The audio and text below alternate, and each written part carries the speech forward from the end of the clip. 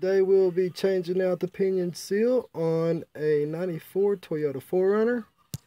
Got 14 on one side, 14 on the other. Okay, all our hardware is out. The truck is in neutral with the e-brake on. Might want to scotch the wheels because we're up on ramps today. So do not pull the drive shaft completely out. You don't want to drop your transmission fluid. That's more money. So grab your yoke, pull it back, okay, and then just let it fall to the side. Alright, now what we got in here is a 30mm nut,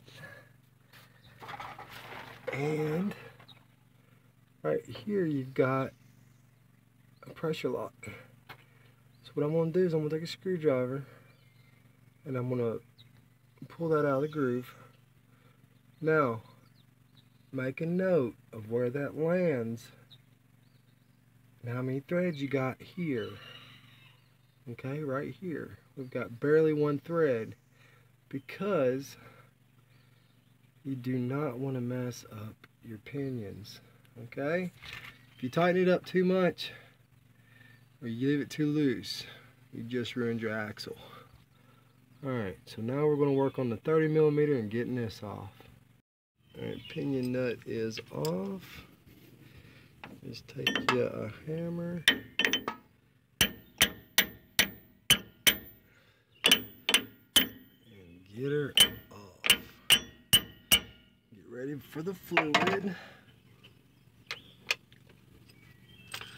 Now it's of utmost importance that the vehicle is scotched or something whenever you move. I'm gonna turn that nut off. It's only torqued down to probably about 25 pounds or so. It's not the torque that matters. It is the vehicle not rolling on top of you. So lock it in 4-low, put some scotches in there or something. But you can see we've had a problem. Let me get up here where you can see it. We've had a little bit of an issue going on for a while. I got stuck down in a river, picked up some grit. Let's see, I don't know if you can see the grit on my finger, but I got sand in that seal. It tears them up quick. And all we got to do, pop this seal out and put a new one in.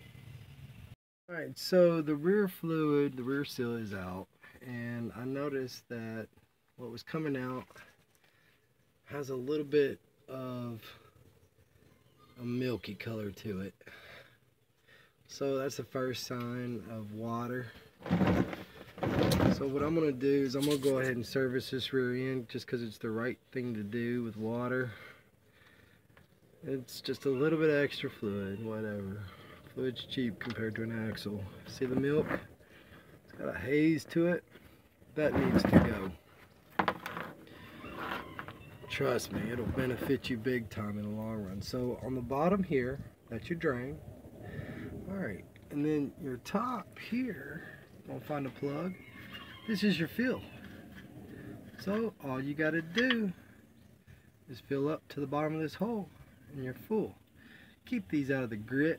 I like to use a magnetic tray. That way you got a good clean service. The rear pinion seal is out, and the easiest way I found to get that pinion seal out, slide your wrench up in behind it and gently tap it. It'll pop right out.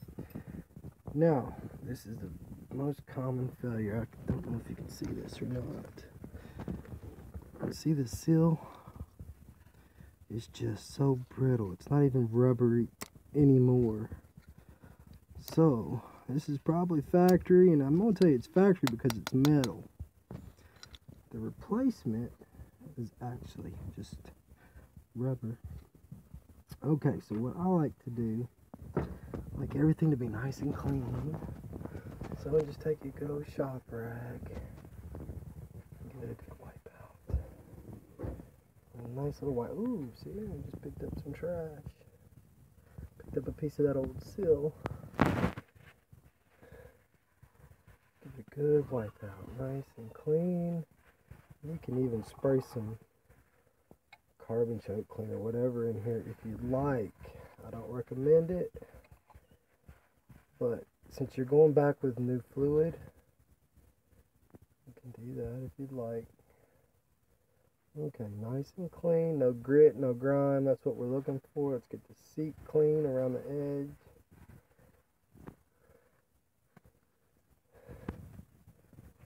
Okay. Now, something to pay attention to is on the yoke. You got a little groove right here. Mine's not too bad, but if that groove is ridiculous, you need to emery cloth it down, sand it down real lightly. Don't leave grooves everywhere. But we're good to go. I'm gonna let this one ride.